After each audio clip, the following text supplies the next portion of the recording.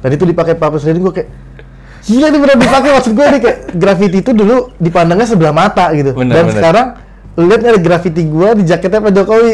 Maksudnya kurang bangga apa gitu kan. Dan banyak teman-teman gue juga yang dari graffiti artis, mereka dari komunitas graffiti ini, mereka kayak, Beng lu gila sih, lu keren banget, maksudnya bisa bikin graffiti sampai ada di jaketnya Pak Presiden. Nah itu gue bangganya setengah mati sih.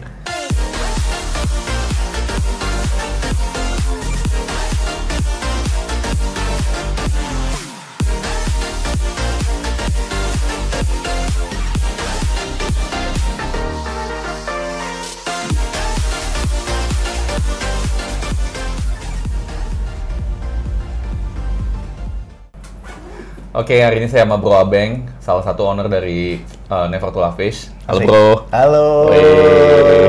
Gila, untuk minta waktu lu itu gue mesti nunggu sampai 2 minggu Bro. Tapi beneran gue emang lagi padat sih, emang padat banget gitu kan. Dan sebenarnya kan, ya mungkin orang lihat kalau ketika ngeliat Never to Love Fish kayak, ini paling cuma gambar-gambar aja. Tapi sebenarnya Never to Love Fish ini banyak banget turunannya.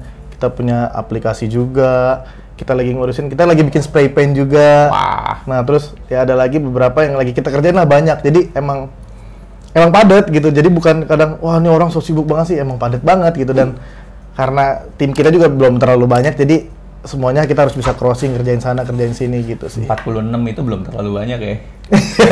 Belum terlalu banyak sih untuk, karena ini turunan kita banyak banget sih, dan emang harus crossing sana sini. Jadi aduh harus relain waktu deh, udah kita kerjain yang sini juga, ya, semua harus dikerjain semua sendiri kayak gitu.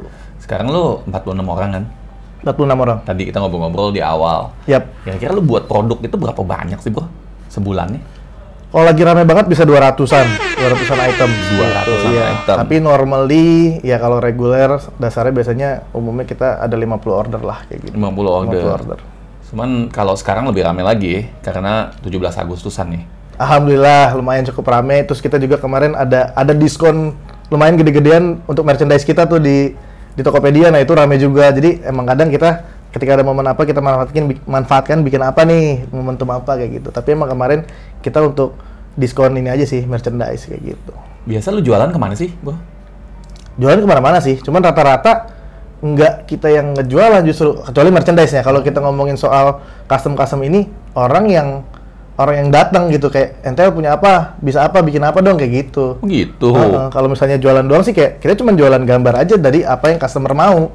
Tapi jarang banget kita sama orang, maksudnya sama company juga yang kayak kita benar-benar datang ke perusahaan mereka, kita menawarkan produk kita bisa ini segala macam. Itu jarang banget, Bro. Hampir semuanya bisa dibilang mereka yang datang meminta ke kita bisa bikin apa nih kayak gitu. Gila, itu pada banyak yang mimpi tuh seperti itu ya. Iya, gue juga sampai detik ini sih gue sebenarnya jujur nggak nyangka juga gitu, maksudnya kayak jalannya alhamdulillah selalu dikasih kemudahan sih sampai detik ini kayak gitu. Maksudnya kita nggak perlu sampai kayak bikin proposal harus kita bikin ini segala macam, tapi alhamdulillah semuanya ternyata orang yang datang meminta kita kayak NTL bisa apa, ayo kita kerjain bareng. Itu enak banget, Bro. Enak banget. Gokil. Bahkan kalau gue terakhir kali pesan sepatu sama lu itu jadinya sebulan itu, Bro. Iya, sebulan. Betul. Jadi kita biasanya proses 2 minggu itu untuk mendesain, 2 minggu lagi pengerjaan kayak gitu. Karena ya gitu, kalau misalnya lagi 200 order juga, makanya kan kayak kita bagaimana tetap bisa strict di waktu 1 bulan ini,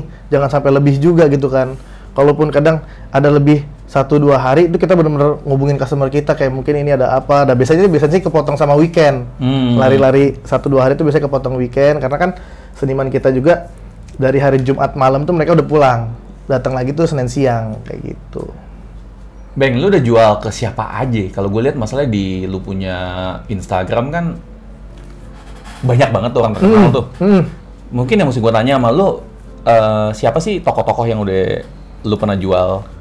Banyak sih, salah satunya Mbak Nana Josihab itu sering banget bikin sama kita, dan kita beberapa kali sering banget menawarkan kayak ya udah kita kasih gratis buat Kak Nana. Orang kita ngefans juga kan teman-teman di sini, tapi Kak Nana nggak pernah mau kalau dikasih gratis. Nggak pernah mau. Kalau dikasih gratis pasti Kak Nana dia langsung marah dan bilang pokoknya gua mau custom lagi di Never to Love Fish kalau dikasih gratis gitu. Jadi support banget sih dia. Nah terus yang lain-lain juga hampir semua teman-teman kita artis yang pernah datang ke sini mereka semua bayar dan nggak mau kasih gratis, pasti mereka bayar semua. Jadi lu bukannya endorse ya? Bukan endorse, jadi mereka emang bayar dan mereka support, dan itu ya seharusnya seperti itu memang kan, kayak gitu. Jadi gue seneng banget sih mereka semua support dengan NTL, mereka juga main ke sini kan seneng juga kayak gitu.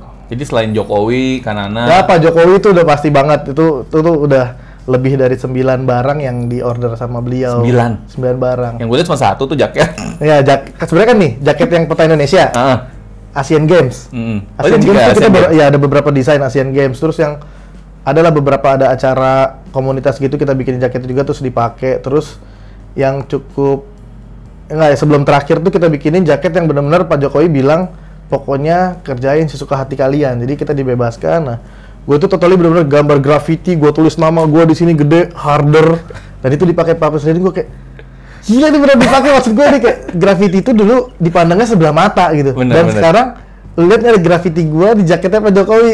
Maksudnya kurang bangga apa gitu kan. Dan banyak teman-teman gue juga yang dari graffiti artis, mereka jadi komunitas graffiti ini mereka kayak, Beng lu gila sih, lu keren banget bisa bikin graffiti sampai ada di jaketnya Pak Presiden. Nah itu gue bangganya setengah mati sih. Dan sebenarnya gue lebih bangga ketimbang pertama kali gue juga bangga, maksudnya jaket gue bisa dipakai oleh Pak Presiden. Tapi yang terakhir itu yang desainnya graffiti itu, karena gue ngerasa kayak ini bener-bener ya dengan style gue yang 100% gue ngerjain, biasanya orang menganggap ini vandal gitu, dan ini diapresiasi oleh Pak Presiden, itu gue bangganya gila parah banget. Gila, jadi Pak Jokowi bilang udah lu bebas deh Beng, lu mau ngapain gitu. Dan gue pertama ya sama Mas Audi juga, gue diskusi kayak, gue manggilnya Papi kan, Papi Dondi. Ini gambar apa? Ini Pak Presiden udah bilang katanya bebas aja. Gue kayak wah, ya udah gue bikinin konsep ini kayak gini, ya udah coba kita kirim ya gitu kan, gas pokoknya suka, bapak suka, udah kita kerjain. Itu seneng banget. Mantap. Kalau tentang artis Indonesia siapa lagi? Banyak, Gading Martin ya, terus Arman Maulana, kemarin ada Nikita Mirzani juga kesini. Banyak sih, lumayan, alhamdulillah banyak. Jadi mestinya gue nanyanya siapa yang lo belum pakai foto lapis ya? Yang belum siapa yang belum? Jadi sekaligus kita pesenin lah. Banyak juga yang belum banyak gitu. Tapi yang udah datang ke sini sih lumayan, alhamdulillah banyak, dan hampir semua sekarang alhamdulillah kita bisa jadi temen gitu kan. Amin. Gitu, dari yang tadinya dia cuma minta gambarin, terus kita ternyata ngobrol segala macam. Ada beberapa kerjasama juga bareng akhirnya kayak gitu, alhamdulillah banget. Amin. Dan mereka bayar ya? Mereka bayar. Bayar ya? Jokowi bayar nggak Jokowi? Pak Jokowi bayar. Bayar. Dan itu kita dari pas kita ketemu di event pertama itu, kita mau kasih gratis kayak, udah Pak, pokoknya kita kasih gratis jaket buat Bapak. Wah, saya nggak mau kalau kayak gitu, dia bilang. Mendingan saya nggak jadi buat lah. Kita kan jadi bingung. Waduh. Ya udah deh Pak, kita kasih harga kan, emang range untuk di jaket pada saat itu adalah 3,5 juta sampai 7 jutaan. Nah, terus kita kasih harga 4 juta kalau nggak salah pada saat itu, atau 5 juta gue lupa. Ya udah, dibayar gitu. Gitu aja. Justru ya? kalau nggak dibayar dia nggak mau. Oh, oke. Jadi dari Pak Presiden aja bayar gitu. Jadi Presiden aja bayar. Gitu. Apalagi lu yang biasa gitu ya. Jangan nawar deh. Gitu. Betul. 200 lagi ya ngantrinya ya. Gitu ya. Jadi kita emang sebanyak kalau lagi banyak apapun nih antrian kita, ya timeline kita tetap kita usahakan tetap di 2 bulan. Tetap di 1 bulan kayak gitu. Kalaupun memang ada beberapa pengecualian, misalnya desainnya ternyata approve-nya baru 1 bulan, nah itu kita ada ekstra lagi lah gitu kan. Kadang kan diskusi desain itu kan kita dengan customer langsung kan. Mungkin ada customer kayak, wah ternyata masih belum cocok gitu kan.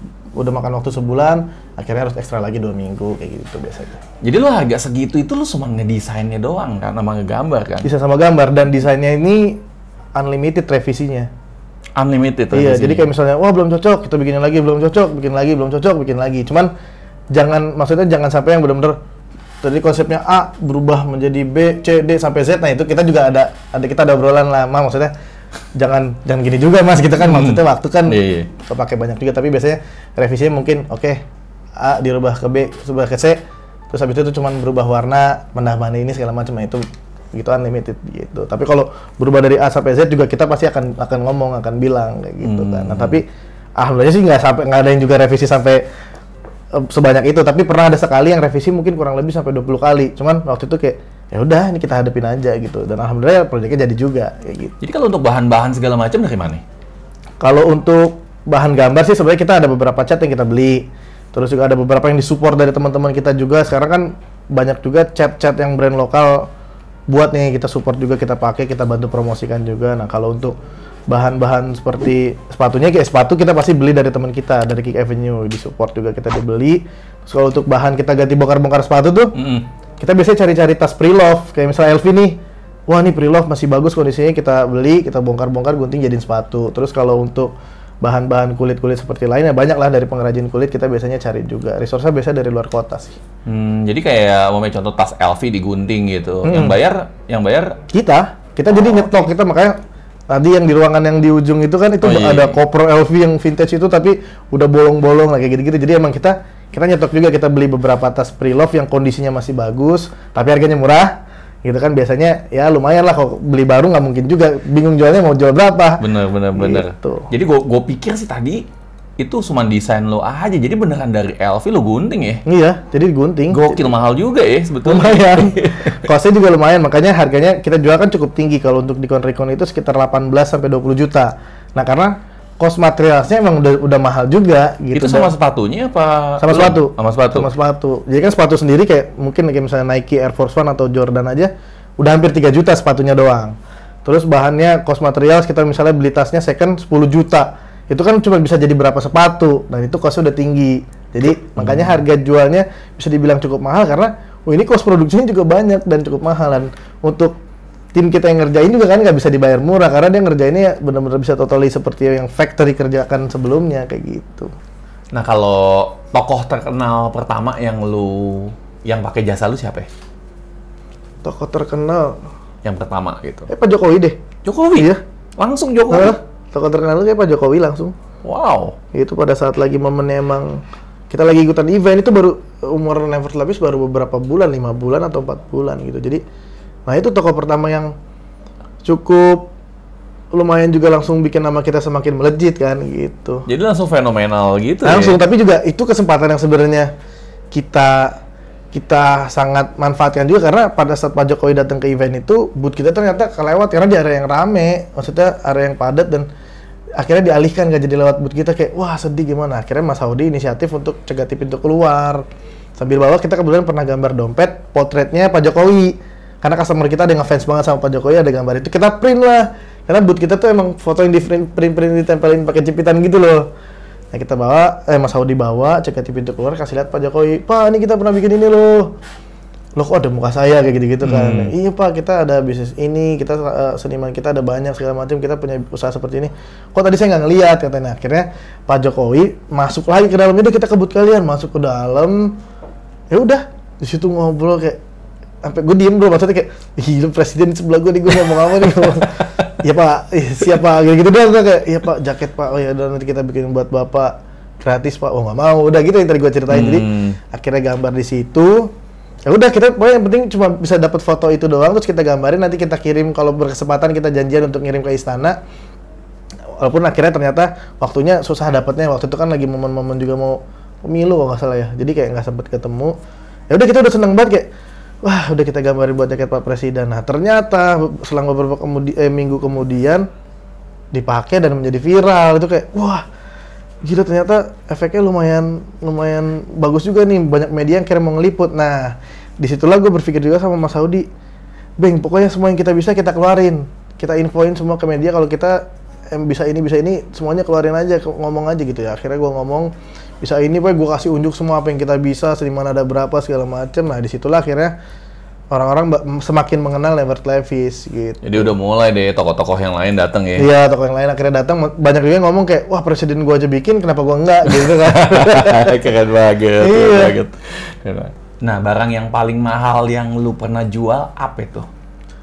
Itu kita kolaborasi dengan Gold Ink. Kita bikin sepatu Air Jordan yang tadi tuh, jadi shoesnya itu pakai Swarovski, terus semuanya dilapis oleh Swarovski. Iya, Swarovski terus dilapis pakai emas gitu semuanya. Serius? Gitu. Itu kita jualnya 130 juta. 130 juta. Jadi itu ya sampai saat ini yang paling mahal sih yang pernah kita jual.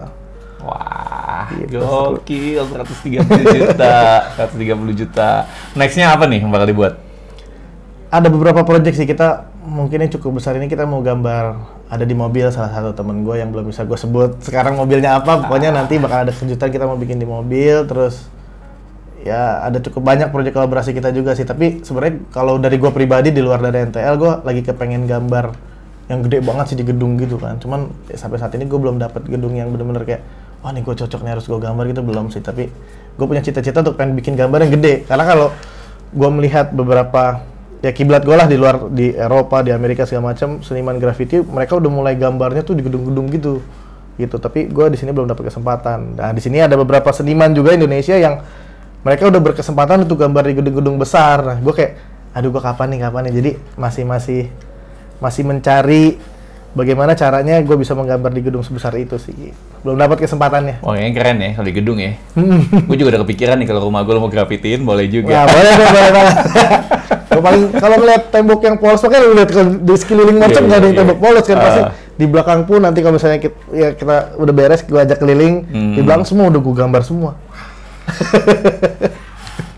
Jadi kalau seniman ngelihat ada tembok polos, udah deh penasaran. Iya, jadi kayak kalau graffiti, kalau gini seniman lain kan melihat kanvas kosong. Nah kalau seniman graffiti melihat tembok itu tuh sebagai sesuatu yang kayak, wah ini kanvas gue harus gue gambar kayak gitu. Nah kita ada perasaan yang sangat senang itu adalah ketika ngelihat spot yang kayak, wah ini gambarnya susah di sini.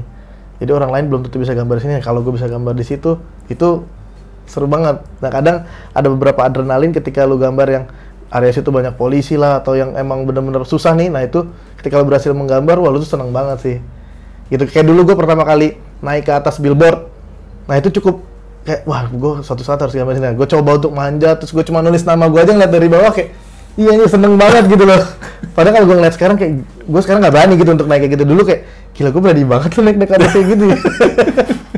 Jadi lo awalnya bener-bener berawal dari seniman jalanan ya? Dari seniman jalanan gitu, jadi emang berkaryanya di jalanan. Dan dari kecil mulainya sebenarnya dari tembok depan rumah. Karena gue setiap pulang sekolah ada lewat di tembok sekolahan gue itu, jalur gue balik, ada orang yang suka gambar pakai sebutannya pilok kan, spray pen ya, pakai pilok. Yang gue bilang, kok ini orang gambar pakai pilok? Setahu gue pilok buat ngecat motor atau apa itu kan. Udah setiap hari tuh gue kayak beberapa hari kemudian lihat lagi sampai akhirnya gue beranikan diri untuk nyamperin. Dan ternyata itu adiknya temen gue di sekolah. Oh lo adiknya gini, ini apaan sih? Gue tanya-tanya, graffiti kayak gini. Akhirnya gue mulai main bareng sama dia, diajak, ayo kita namanya dulu vandal gitu kan, vandal bombing. Jadi kita nyoret-nyoret nama kita. Oh, gue belajarin tuh, gue ikutin. Oh, kayak gue nyetir naik motor kadang, terus mereka nulis-nulis. Nah, gue masih belum berani. Sampai akhirnya gue kayak, Bang, cobain. Nah, gitu. Akhirnya gue nulis dan gue punya nickname sendiri. Udah kita bikin nyoret di jalanan sampai yang kayak dipukulin warga, terus dipukulin. Ditangkap Satpol PP kayak gitu-gitu sering. Jadi udah harus terima karena dulu kayak wah pokoknya kita vandal keren, justru ditangkap ini keren kayak gitu berpikirnya kan. Tapi emang pada saat itu ya keren-keren aja, dan gue nggak pikirin, maksudnya nggak ada pikiran rasa sakit dipukulin warga, kayak yang penting gue udah gambar kayak gitu aja. Puas aja gitu kan. Gokil. Terus pernah ada satu bangunan gitu, bangunannya kayak dari keramik, masih clean, belum jadi nih. Itu kayaknya depan kantor gitu deh. Gue tulis nama gue, lagi tulis tengah jalan, ada orang teriakin, ngapain segala macam gini. Wah, bentar-bentar lagi kan dikit lagi belum kelar tuh. Temen gue udah di motor, ternyata kalau nggak salah standarnya belum ditaikin gitu, jadi motornya nggak mau jalan tuh. Ya udah akhirnya gue ditangkep, sempat mau dipukulin, tapi akhirnya gue disuruh bersihin doang sih, cuma pakai baju, lepas baju, iniin ke bensin tuh buat ngelapin keramiknya. Kayak gitu lah, itu udah makanan sehari-hari. Umur berapa lo, Bang? Dari SMP sih, SMP tuh tahun 2006 kalau nggak salah. Iya. Dan lo kan banyak nih ngomong nih kalau seniman tuh, itu kayaknya masa depannya banyak. Masa depannya suram gitu ya. Banyak. Mati kata ya, gua kagak tahu sih sekarang, tapi zaman dulu sih kalau gua mau jadi seniman sih kayaknya bokap sama nyokap gua sih bakal bilang, gila lu mampus ya jadi seniman. Iya kan. Nah, lu nggak ngalamin hal kayak gitu? Enggak sih, karena gini, kalau orang tuh pas kecil itu ditanya misalnya mau jadi apa, jawabannya kan dulu dokter gitu kan. Dulu karena om gua emang suka gambar, dia arsitek. Dulu gua ketika ditanya, kamu besar mau jadi apa? Jadi arsitek, kayak gitu. Jadi dari kecil gua emang udah suka gambar. Jadi ditanyanya lagi, dia jawabnya bukan untuk menjadi dokter, jadi arsitek. Karena gua dulu taunya arsitek itu adalah seniman. Oh, jadi mungkin kalau gua tahu arsitek itu sebenarnya orang yang buat bikin konstruksi rumah segala macam, mungkin gua salah jadi pas kecil. Cuman gua taunya adalah arsitek itu, maksud gua adalah gua pengen jadi pelukis, seniman gitu. Jadi dari kecil emang gua ditanya mau jadi apa? Mau jadi pelukis, jadi seniman. gitu. Dan Dari umur berapa lu tahu? dari kecil sih, jadi om gue tuh emang setiap hari gambar segala macam. Kan gue tinggal di rumah keluarga besar gitu kan, dan gue dari kecil kan emang udah ditinggal bokap. Jadi kita nyokap gue sama gue tinggalnya bareng-bareng sama tante gue, sama om gue, sama nenek gue. Dan dari kecil emang gue suka gambar-gambar di tembok tuh. Gue inget lah beberapa momen kayak gue gambar di tembok kecil, dan pada saat gue udah SMP itu gue masih lihat ada coret-coretan gue pas gue zaman masih kecil. Jadi gue kayak, oh berarti emang dari kecil gue emang suka gambar. Dan ada cerita lucunya gini. Jadi gue tuh paling suka gambar semut. Semut. Dan gue gambar semut itu ngikutin semutnya jalan. Jadi misalnya ada semut nih, gue gambar semut. Nah terus semutnya kan jalan tuh rame-rame, gue ikutin sampai dia masuk ke lubang kemana. Jadi rumah gue banyak coretan garis doang. Oke. Iya gitu. Jadi dan nenek gue dari kecil pernah bilang kayak gini. Jadi nyokap gue pernah sempet bilang, udah kalau mau nyoret-nyoret yang di depan aja tuh yang udah dicoret-coret. Kalau di dalam rumah jangan. Nah tapi nenek gue bilang, udah nggak apa-apa. Ini gedenya bakal jadi seniman gitu, bakal jadi pelukis. Nenek gue ngomong gitu. Ya udah sih, gue diceritain sama nyokap gue juga. Jadi nih dulu nenek kamu pernah ngomong kayak gini, sekarang kamu benar jadi pelukis gitu. Jadi nyokap lu sempet doa nggak sih buat lu atau hal-hal Pasti, yang... dia setiap hari dia bilang pokoknya selalu doa. Dan katanya sih nyokap gue cerita kalau pas masih kecil tuh banyak yang pandang sebelah mata kadang lihat itu si Abeng tuh ngapain sih coret-coret doang kayak gini-gini. Justru yang dari luar, dari lingkungan tuh yang banyak ngomongin kayak gitu. Tapi nyokap gue percaya kayak, ya udah nih anak gua, dia mau ngapain ya terserah dia juga gitu kan. Gue ngerasa, gue sendiri sama nyokap, ya mungkin karena gue sibuk ya, jadi jauh gitu loh dalam arti kata. Sebetulnya gue ngerasa perlu tuh orang lebih dekat sama orang tua gitu. Karena banyak juga teman-teman gue sendiri yang malahan sampai, wah gila Selek ribut ya. Iya, jadi message-nya gue rasa kayak ke orang tua tuh penting juga sih. Cuman lu beruntung sih bro, bilang nyokap lu sedekat gitu sih. Gue honestly gue jealous sih. Nyokap gue baik banget bro. Dari kecil gue nggak pernah, sampai detik ini nggak pernah dimarahin gue. Serius? Iya. Lu digebukin sih. Nggak pernah dimarahin.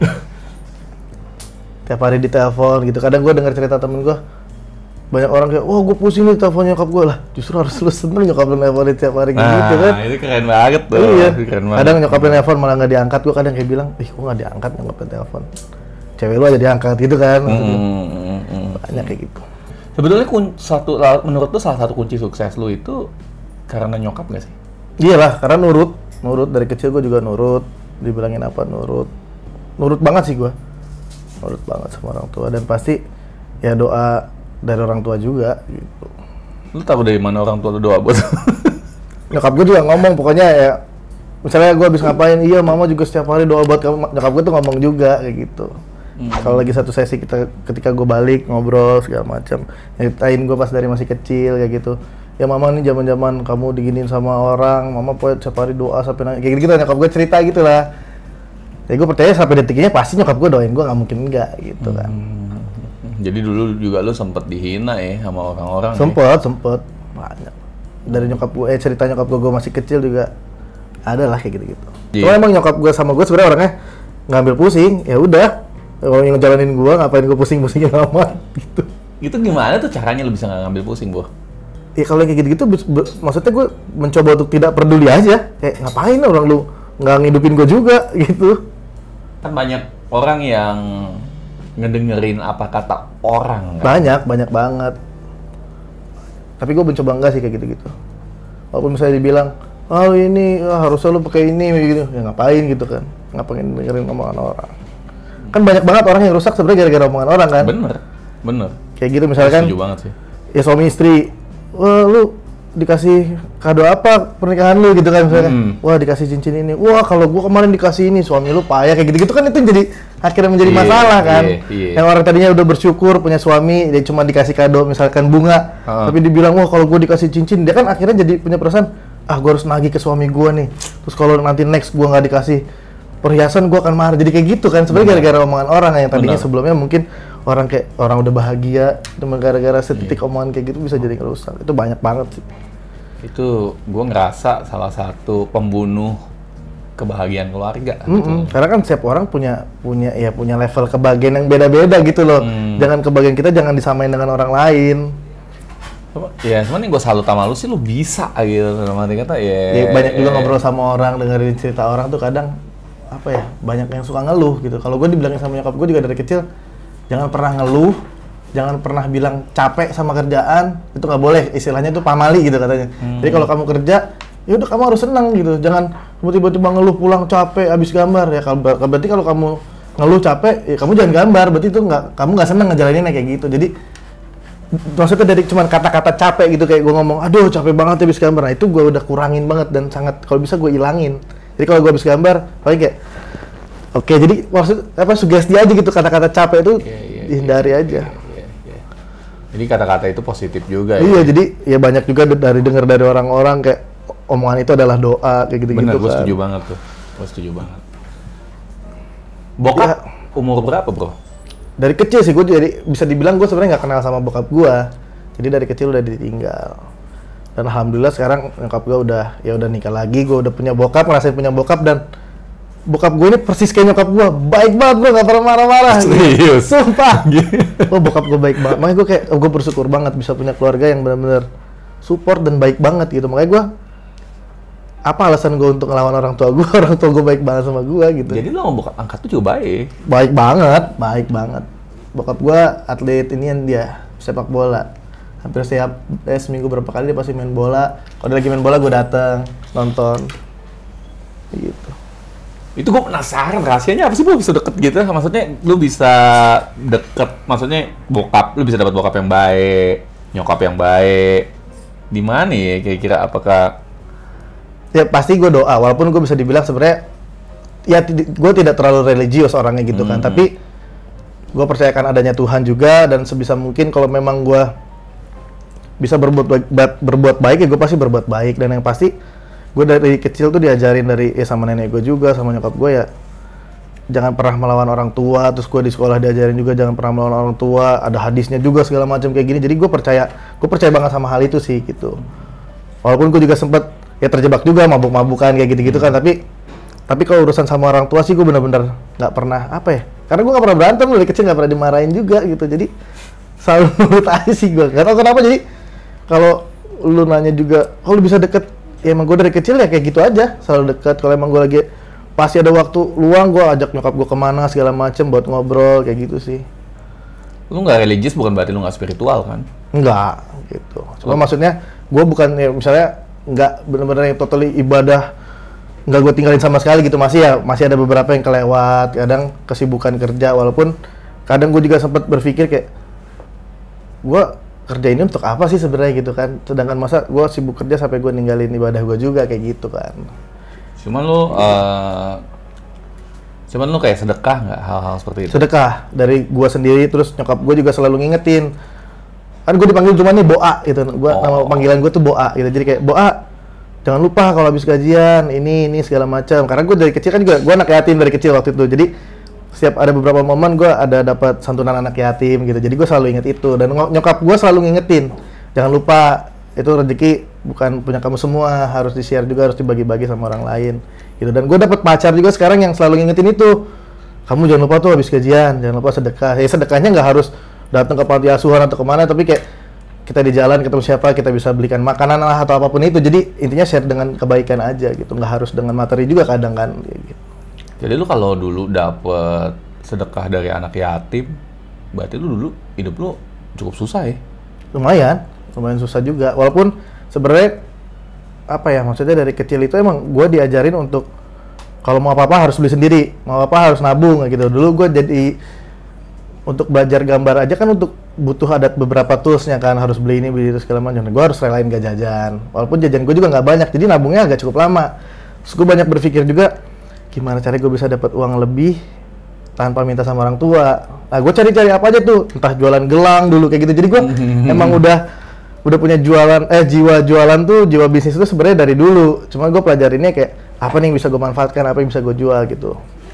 Gitu sih. Jadi banyak memanfaatkan situasi yang kayak gue dulu bisa bikin ini nih, bikin gelang, terus gue jual kayak gitu kan. Terus kalau pas SMP emang karena gue sadar juga dari kecil, gue emang gambar gue nih di atas rata-rata teman-teman kelas gue.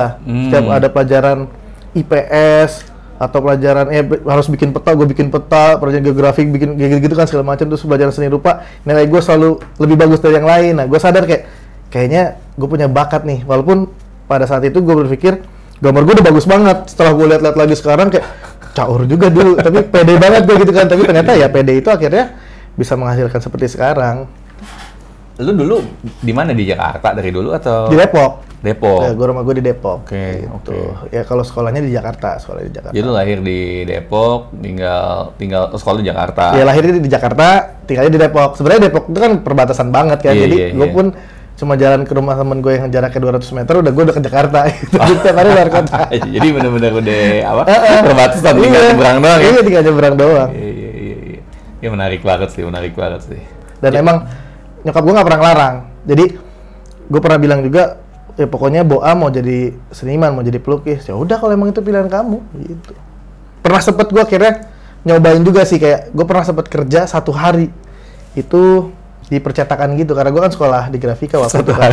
Jadi gue udah lulus sekolah, terus kayak aduh gue gambar-gambar terus nih, kayak gue coba kerja, gue penasaran, ternyata gue nggak betah, baru tadi gue cabut. Udah pikir situ gue balik menjadi pelukis lagi aja. Cuman kan gini, jadi sebenarnya mulai gue menjadi fokus kerja untuk di sepatu itu, menggambar itu, jadi gue tuh dulu emang suka sepatu. Nah cuman di SMP itu teman-teman basket gue sepatunya mahal-mahal nih, keren-keren, udah pakai Jordan kayak gitu-gitu kan. Nah gue nggak bisa lah untuk beli sepatu itu, duit juga nggak ada, maksudnya gue juga nggak mau minta sama orang tua gue. Nah tapi pada saat ulang tahun gue itu gue dibeliin sepatu basket sama nenek gue. Gue lupa tipenya apa, pokoknya Adidas warna putih merah, dominan putih, ada merah beberapa partnya. Dan gue kayak wah seneng banget gue dibeliin sepatu basket, tapi gue tetap masih kayak ada perasaan, aduh tapi gue sebenarnya kepengennya Jordan gitu kan. Maksudnya nih orang-orang tim basket gue kayak kalau pakai Jordan kan bangga banget, gue kayak gini, tapi gue dibeli nenek gue, gimana caranya gue bisa tetap keren? Gue gambar lah, ada nama guanya, pakai ballpoint.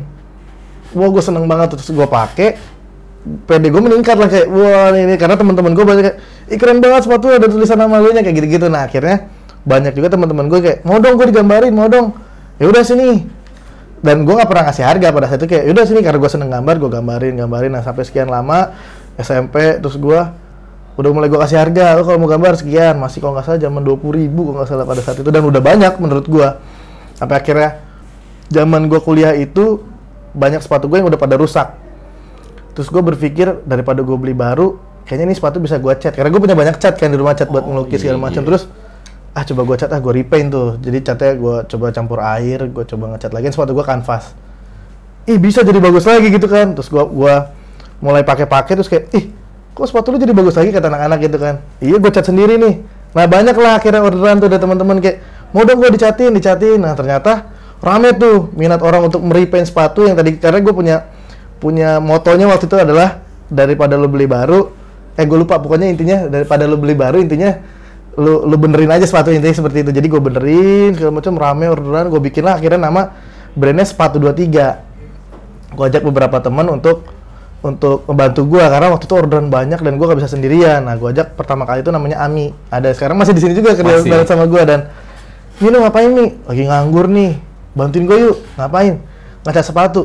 Ngecat sepatu? Apaan tuh maksudnya? Ngecat sepatu orang doang, Pak, kita balikin ke warna sebelumnya. Oh yaudah, kira dia mau, kita kerjain segala macam, dan makin rame. Akhirnya gue berpikir juga, kenapa cuma ngecat doang ya? Kenapa nggak kayak dulu gue gambar-gambar lagi? Nah, gue coba tawarin. Nah, kalau sekarang orang masih minat nggak sih gitu kan? Gue coba gambar lah di beberapa sepatu gue dulu.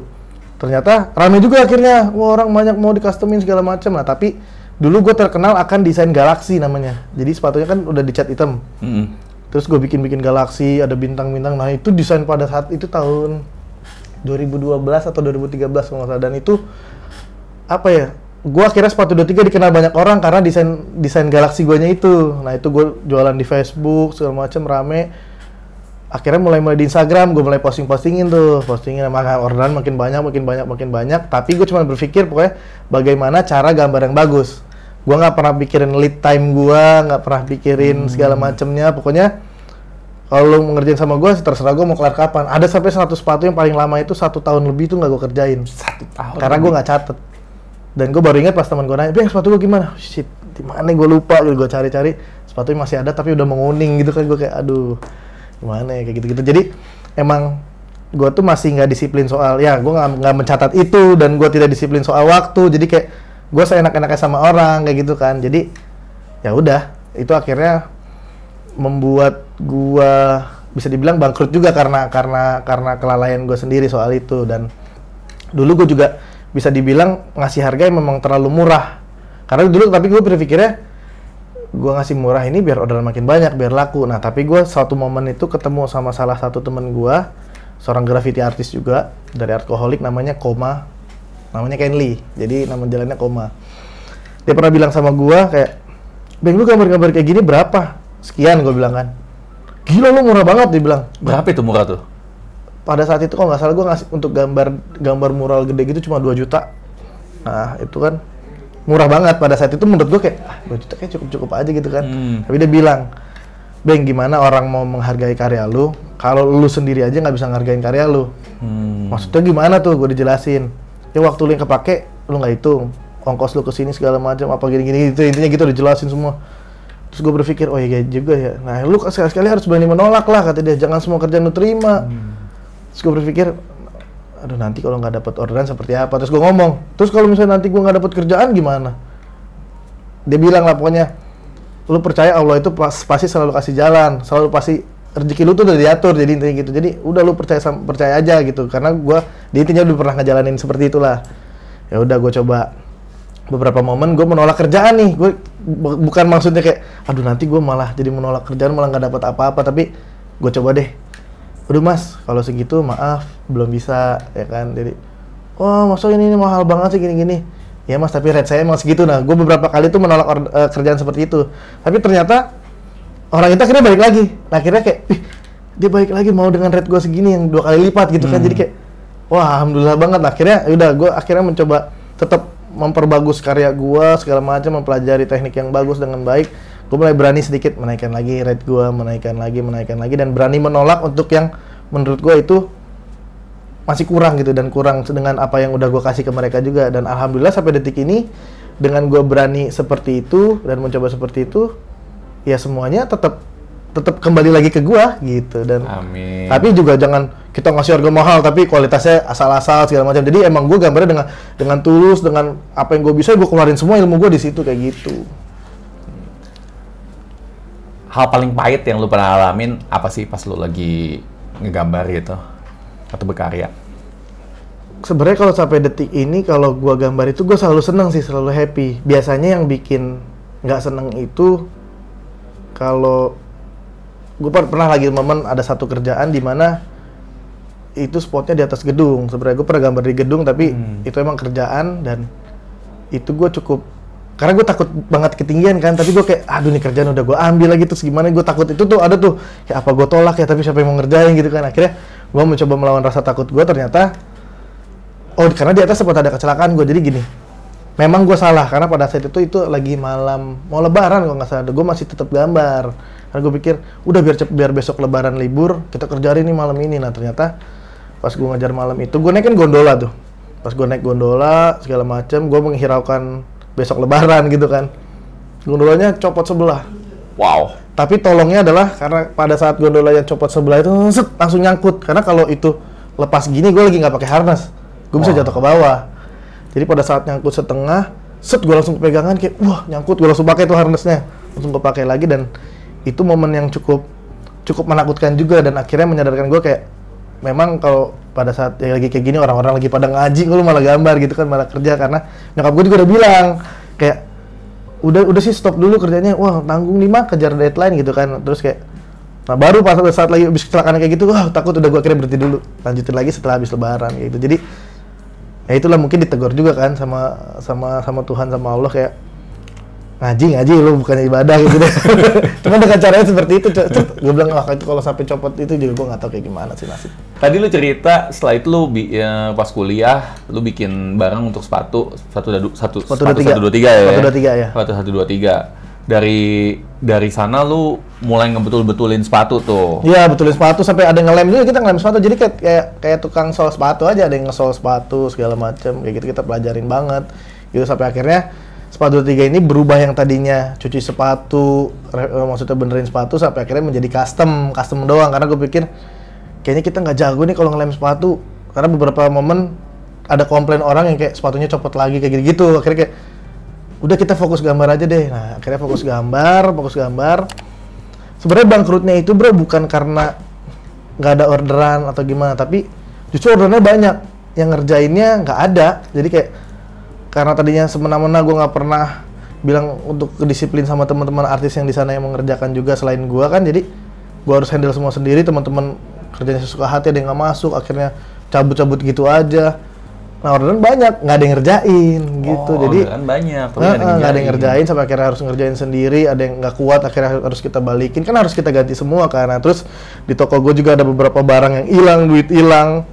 Jadi ya bangkrutnya itu sebenarnya karena barang hilang kita harus ganti segala macam. Terus barang yang tadi banyak, terus kita nggak bisa kerjain, lost opportunity-nya itu banyak kayak gitu-gitu. Jadi akhirnya gue sempet kasih sepatu 23 itu ke om gue. Jadi kayak om kayaknya abang udah gak kuat nih, udah kayak gini nih, utang banyak segala macem, udah nggak bisa fokus lagi, nggak bisa beresin masalah ini. Itu tahun berapa gua? Itu di 2014 atau 15 kayaknya, 2015 kalau nggak salah, gue lupa tanggalnya.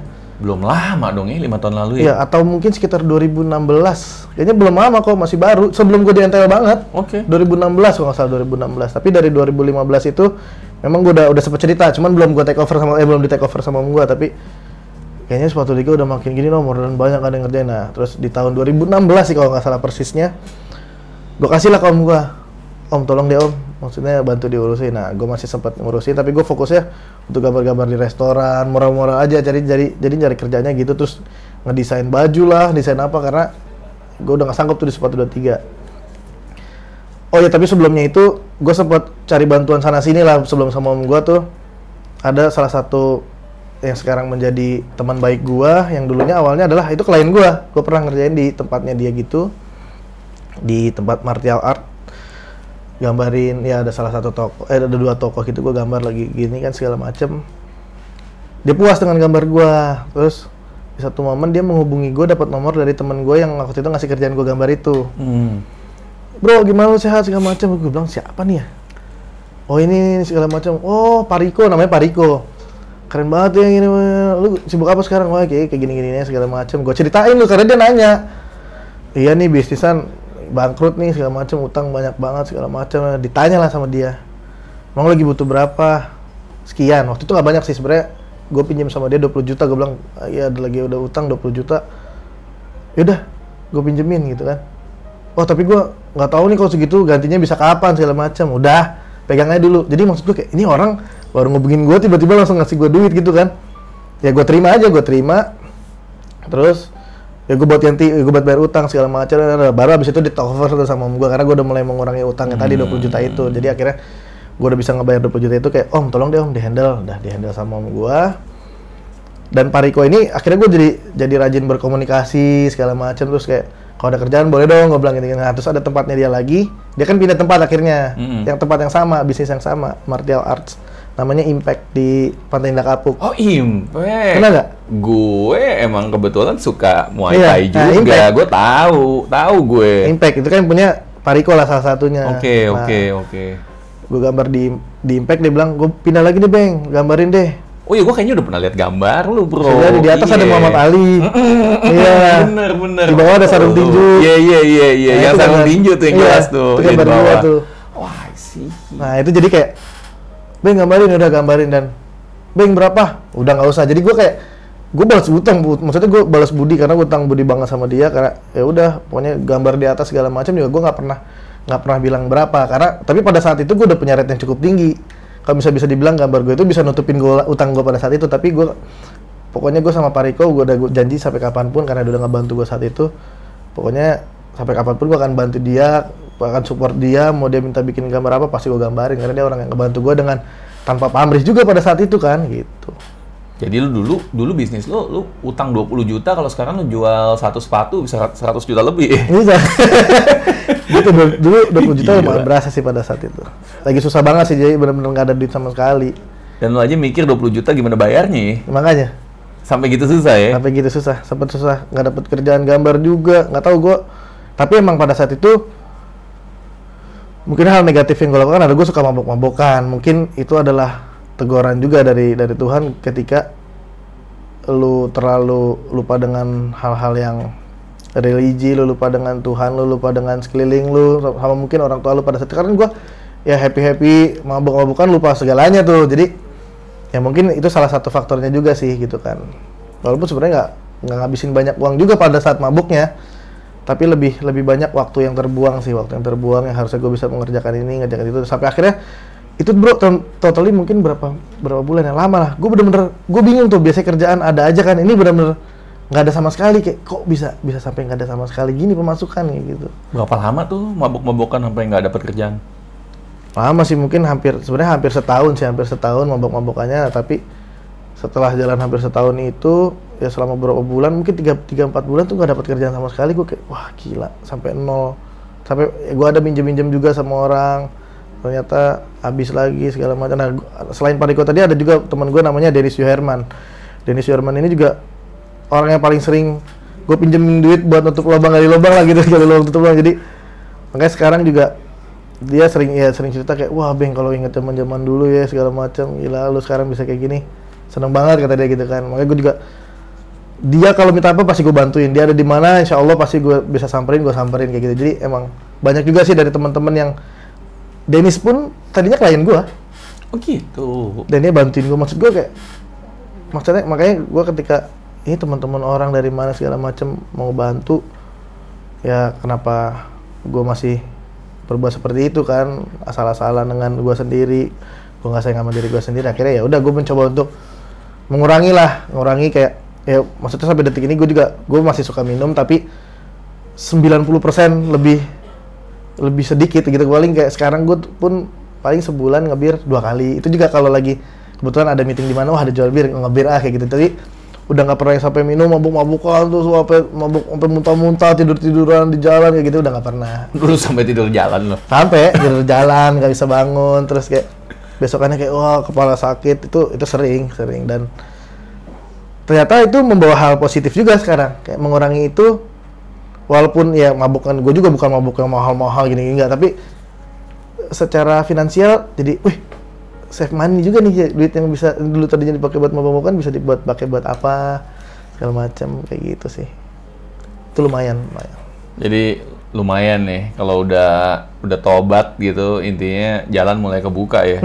Sebenarnya waktu sih yang paling gue bilang tuh, karena ya mungkin gue berangkat pergi nongkrong tuh jam 9-10 malam berangkat, pulang tuh bisa subuh, habis itu kan tidur, bangun tuh sore. Gue selalu dari dulu tuh nggak pernah bisa bangun pagi, bangunnya sore. Nah itu yang namanya katanya kalau lu bangun sore rezeki dipatok ayam tuh kayak gitu tuh. Jadi kayak bangun sore misalnya jam 4, tau udah malam lagi, kayak malam nongkrong lagi kayak gitu kan. Jadi gambar cuma sebentar tuh. Jadi kayak dalam fase beberapa ya hampir setahun itu kayak gitu-gitu aja tuh. Terus kayak wah waktu gue banyak kebuang segala macam.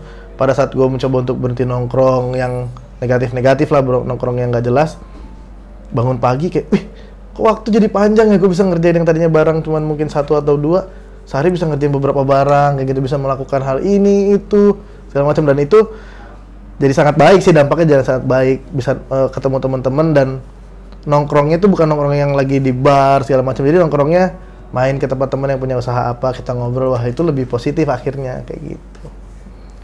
Terus gimana caranya lu bisa bikin NTL, Never to Lavish? Awalnya banget itu sepatu 23 tuh pernah ada salah satu temen gue namanya Alana yang sekarang jadi partner gue juga, itu pernah mengcustom sepatu di sepatu 23. Nah dia cerita lah ke Mas Audi, karena Mas Audi ini lagi cari customizer.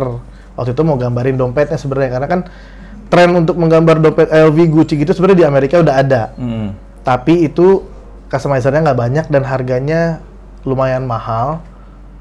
Sangat mahal, dan lu harus menunggu mungkin sekitar 3-6 bulan. Di Amerika? Di Amerika. 3-6 bulan? 3-6 bulan. Nah, Mas Audi nyari lah di sini buat bikin itu sebenarnya. Terus si Alana ini bilang, gue pernah bikin di sepatu 23 nih bagus, coba lu kontak aja orangnya. Nah, gue dikontak lah tuh, bro ini ketemu yuk. Oh boleh nih, gue lagi ada event di Kuningan.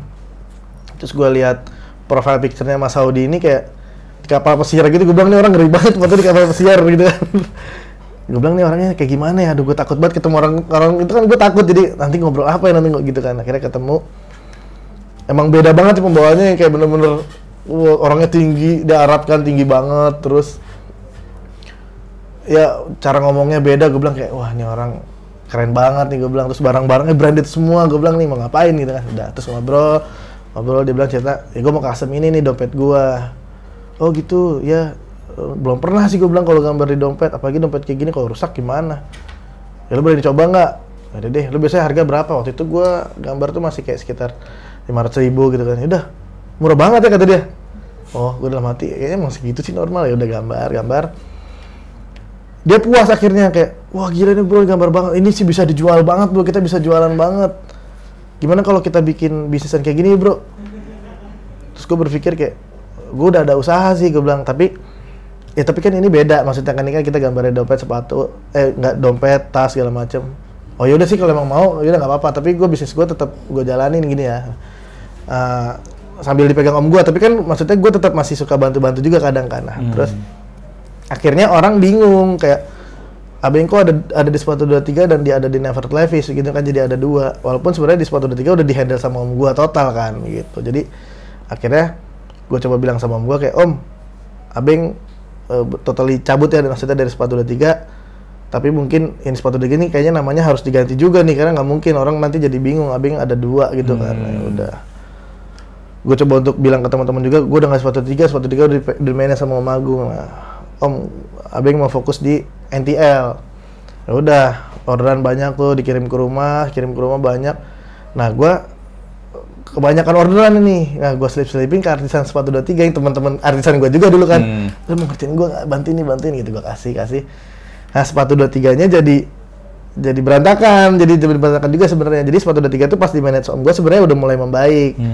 Nah, cuman memang karena gue sering ngasih kayak gitu-gitu juga, ternyata itu keganggu dan akhirnya om gue sempet marah juga sih, maksudnya kayak kamu lagi ngerjain ini dan tapi ya sebatas kayak gitu doang lah. Terus gue kayak ya gimana om, nggak sanggup sendiri deh om, bagaimana kalau sepatu 23 kita gabung aja nih sama NTL gitu. Jadi awalnya sempat mau digabungin, cuman om gue ini kan cukup idealis orangnya, jadi kamu kemarin minta bantuan udah mau diurusin sama om tapi sekarang malah mau dimatiin gitu aja maksudnya sepatu 23-nya. Ya nggak dimatiin om, justru ini kita mau gabung gitu. Jadi kita bikin di NTL aja namanya nggak sepatu 23. Nah om gue nggak mau. Akhirnya ya udah om kalau kayak gitu dengan berat hati ya Abeng harus cabut. Ya, anak-anak semua Abeng mau ajak nih gitu karena anak-anak emang gue dapetnya rate-nya lebih banyak di Never Levi's kan. Jadi anak-anak sering gue kasih segala macem dan mereka ikut-ikut gue aja. Akhirnya kayak udah ini dapat lebih banyak kok gitu. Gue kayak ngomong sama om gue juga kayak, ya tapi dapetnya lebih banyak om karena harga jualnya bisa lebih tinggi. Nah, om gue tetap nggak mau. Anak-anak gue culikin lah, gue bawa.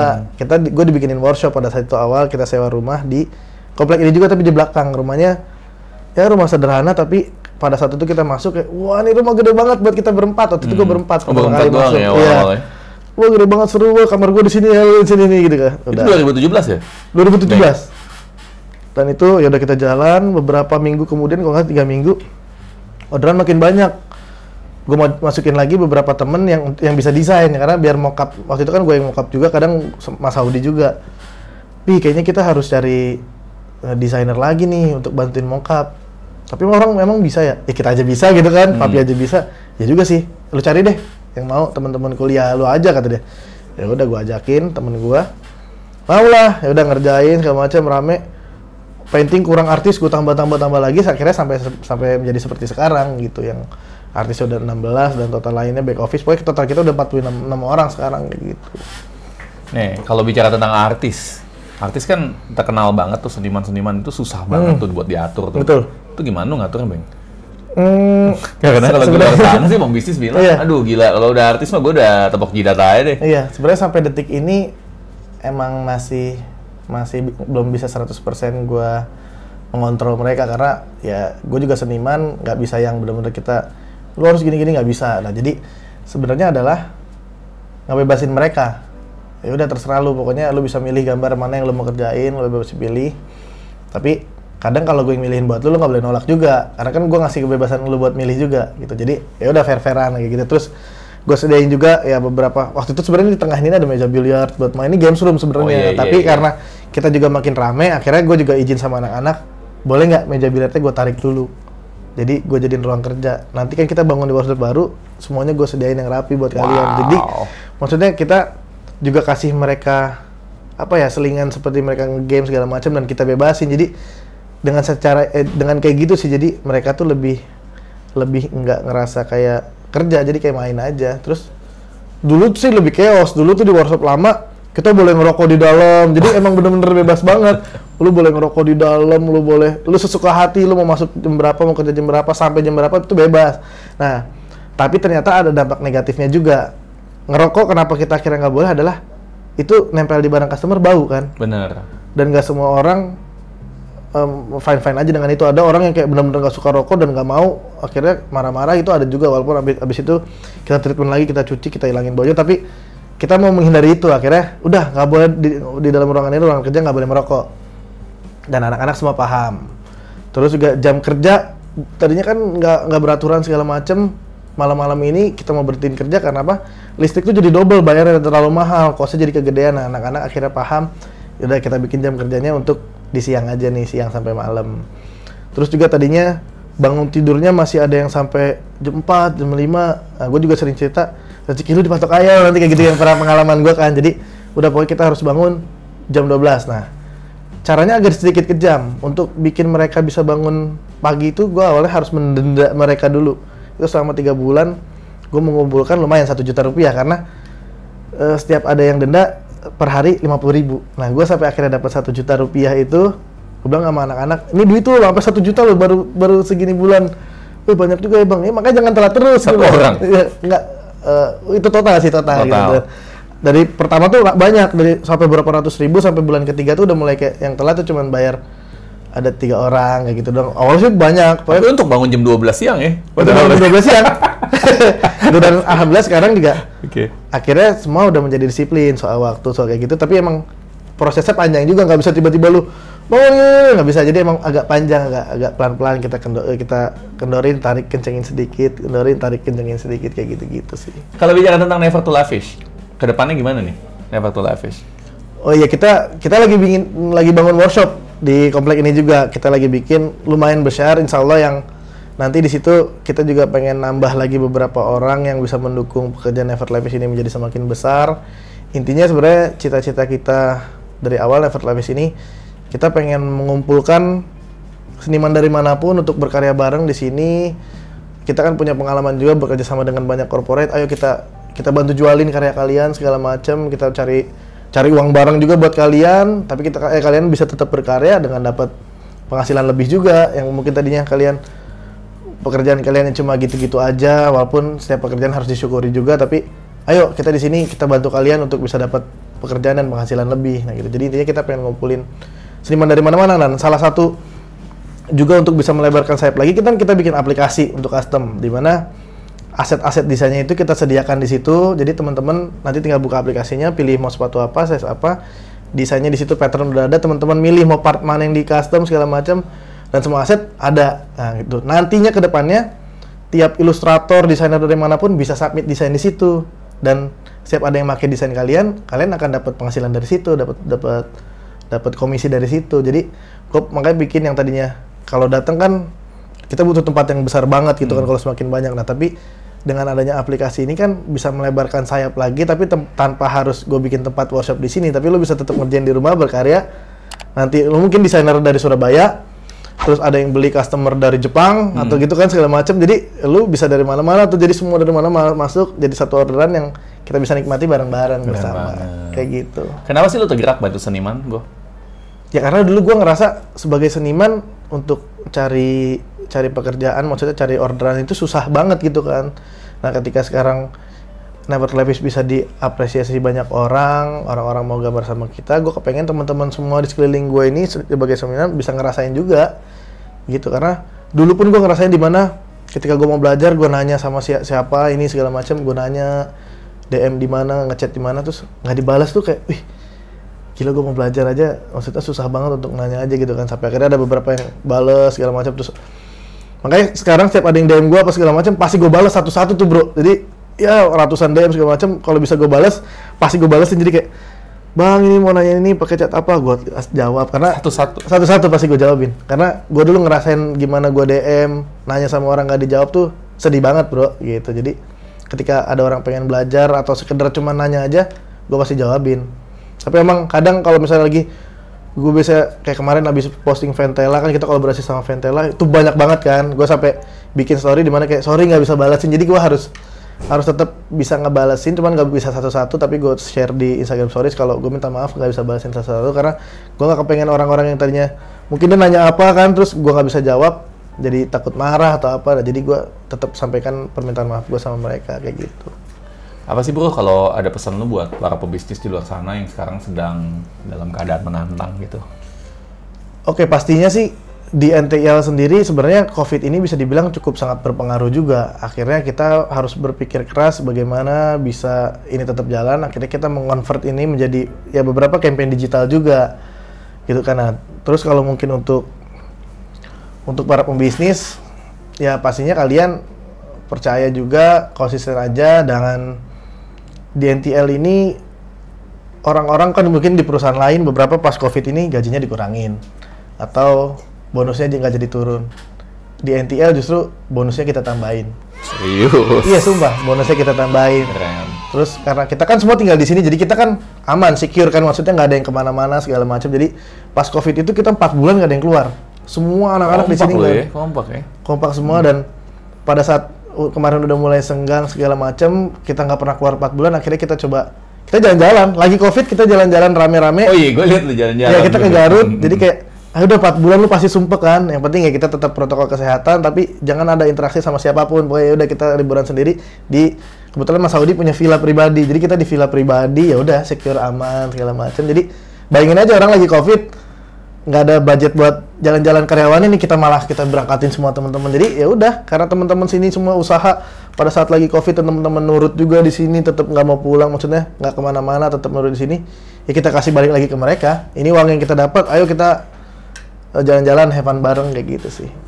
Malam jadi lu naikin tuh ya. Iya, jadi kayak gue kadang ngeliatin orang kayak, wah nih ada yang dipecat teman-teman gue gini, aduh kasihan, jangan sampai, gue berdoa kayak jangan sampai di NTL harus kayak gini juga gitu. Tapi kayak kemarin alhamdulillah kayak, wah orderan tetap ada banyak juga corporate client yang akhirnya mengkonvert ini menjadi digital, bekerja sama dengan kita dapat uang lebih, temen juga hasil kerja keras teman-teman di sini ya, ayo kita jalan bareng-bareng kayak gitu. Terus juga kita sampai malah justru di suatu momen kemarin kita mau ngasih, namanya gue ngasih sebutannya cicilan lunak. Jadi kayak, ayo ada yang mau kredit barang apa nggak? Kita kasih, kalau di sini anak-anak mau kredit barang apa, semua kita bayarin, jadi tinggal cicil dan nggak ada bunganya gitu kan. Jadi kayak kemarin sampai kita bilang kayak gitu pas lagi COVID, ada yang mau cicil apa nggak? Kira-kira cicil apa? Kita kasih nih kayak gitu. Jadi maksudnya kita tetap pengen nyenengin mereka. Kita kasih bonus juga, nih bonus kalau yang mau cicilan lunak, ayo cicilan lunak kayak gitu-gitu.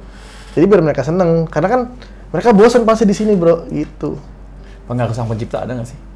Apa? Pengaruh yang di atas ada nggak sih? Pastilah, pasti. Karena selain gue juga banyak teman-teman di sini yang mereka beribadah dan mereka selalu berdoa untuk never lavish. Jadi pasti kalau di sini kan NTL bukan yang berdoa, bukan gue cuma sendiri atau sama Mas Saudi doang, tapi ini 46 orang ini doanya semua kalau didengar ya lebih banyak kita, jadi doain semua never lavish 46 orang ya akan cepat sampainya juga pasti ke Tuhan kita kayak gitulah. Jadi lo ada rutinitas untuk sedekah atau untuk? Kita setiap minggu ada 3 kali ngaji. Jadi kita belajar ngaji, jadi ada datang guru ngaji datang ke sini. Khusus. Jadi gue juga bilang sama Mas Saudi waktu kemarin, ya ini baru beberapa bulan sih, jadi kayak udah hampir 3 bulan, jadi kayak, gue pengen sama anak-anak bikin program ngaji dong. Oh yaudah, bagus banget tuh gitu. Akhirnya kita bikin program ngaji, dia setiap seminggu 3 kali kita ngaji. Kita diajarin tentang ini ilmu agama, ilmu Al-Quran segala macam, sampai ya tentang kehidupan kita cerita. Dan guru ngajinya ini memang masih muda banget, dan jadi kayak apa yang dulu kalau mau melihat guru ngaji atau kita belajar ngaji yang kayak malas ngaji, takut nanti kayak gini, malas seru ini tuh. Tapi kalau sekarang malah jadi seru aja, kayak sharing, ngobrol, kita belajar baca Al-Quran segala macam kayak gitu sih. Menarik banget deh.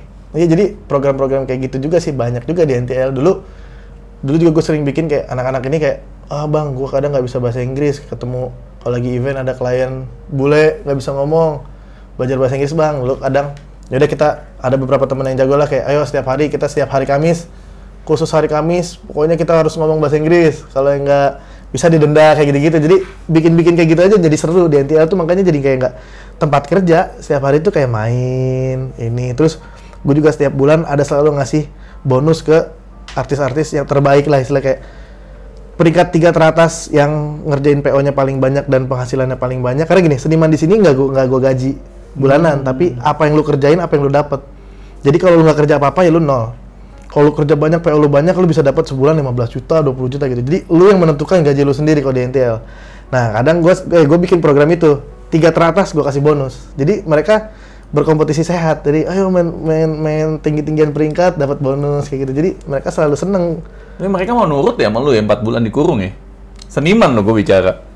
Awalnya gue sama Mas Saudi cukup berat. Kita sampai nangis-nangis di sini bareng, kayak ada yang kangen sama orang tuanya ini segala macam. Pasti kan ada juga yang orang tua bilang, "Kamu malah di kantor, ya udah di rumah aja dulu." Tapi teman-teman juga akhirnya bisa ngasih pengertian kayak, kalau aku pulang nanti nularin apa segala macam, terus misalnya aku juga dari rumah pulang ke sini lagi nularin buat teman sekantor, malah jadi bahaya. Nanti malah jadi nggak bisa kerja, berbulan-bulan nggak ada penghasilan, nggak bisa ngasih ke ibunya, nggak bisa ke segala macam. Nah, itu juga kita ngobrol, kita ngasih pengertian seperti itu dan semuanya ngerti. Jadi kayak gitu yang 4 bulan, makanya tadi gue bilang ada cicilan lunak, jadi mereka bisa ambil, mereka bisa kirim dulu ke rumahnya dan dicicil selama 1 tahun boleh. Jadi makanya teman-teman akhirnya bisa mengerti itu. Tapi kita juga selain iya kan gitu, makanya kita ngasih solusi seperti itu karena awalnya juga gue berpikir keras sama Mas Saudi kayak gimana caranya kita tetap bisa ya menjaga mereka di sini, tapi mereka bisa maksudnya orang di rumahnya tetap nyaman, tetap nggak kayak gimana, makanya kita ngadakan itulah, kita kasih bonus ini segala macam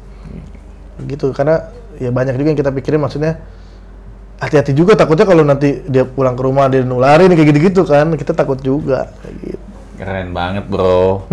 By the way, kalau mau main satu kata, apa sih kunci sukses dari seorang Bro Abeng? Konsisten. Iya, karena gue gambar itu ya dari kecil, terus kalau fokus untuk gambar sepatu ya dari SMP itu emang gue gambar sepatu, yang teman-teman gue juga bilang, ngapain sih lu gambar sepatu, ngapain lu gambar sepatu. Sekarang juga kayak keren banget Beng gambar lu di sepatu, udah beda kata-katanya. Gitu, konsisten sih. Konsisten adalah kunci. Konsisten adalah kunci. Gitu, karena orang yang konsisten pasti akan jadi sesuatu apapun yang lo lakukan. Mungkin lo sekarang konsisten kayak gini, lalu nih ada besi baja, lo pukul-pukulinnya lo dari lo sekarang sampai lo nanti pasti itu bajanya bakal hancur juga kayak gitu. Jadi orang yang konsisten pasti bakal bisa menjadi seseorang yang menggebrakan apalah kayak gitu. Karena banyak teman gue yang konsisten dari dulu sampai sekarang, mereka jadi seseorang yang besar semua. Amin, gila, thank you banget bro. Gue hari ini tersentuh sama kisah lu. Siap. Ya, thank you banget, thank you banget sharingnya. So dari saya sama Bro Abeng hari ini bener-bener dapat jeroannya nih Fatul Hafiz, keren banget dan bener-bener open-openan ya. Asik. So dari saya sama Bro Abeng, salam. Salam. Miliadah.